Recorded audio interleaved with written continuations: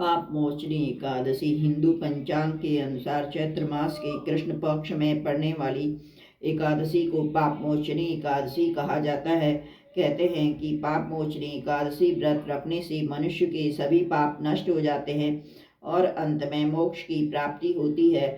ऐसा मनुष्य नहीं है जिससे जाने अनजाने पाप नहीं हुआ हो। पाप एक प्रकार की गलती है जिसके लिए हमें दंड भोगना ही होता है।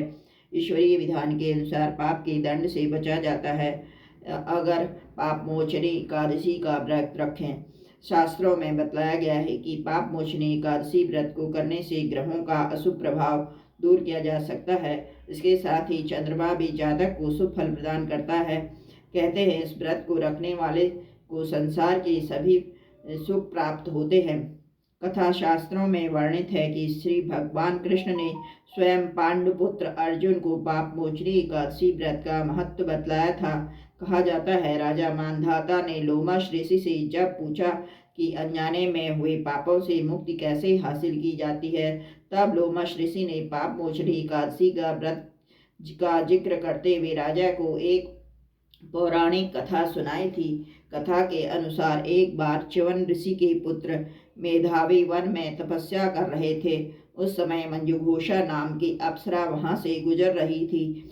तभी उस अप्सरा की नज़र मेधावी पर पड़ी। वह मेधावी पर मोहित हो गई। इसके बाद अप्सरा ने मेधावी को अपनी ओर आकर्षित करने के लिए ढेरों जतन किए। मंजुघोषा को ऐसा करते देख कामदेव भी उसकी मदद करने के लिए आ गए। इसके बाद मेधावी मंजुघोषा की ओर आकर्षित हो गए। वह भगवान शिव की तपस्या करना ही भूल गए। समय बीतने के बाद जब मेधावी को अपनी गलती का एहसास हुआ तो उन्होंने मंजुघोषा को दोषी मानते हुए उन्हें पिशाचिनी होने का श्राप दे दिया, जिससे अप्सरा बेहद ही दुखी हुई। अप्सरा ने तुरंत अपनी गलती की क्षमा मांगी।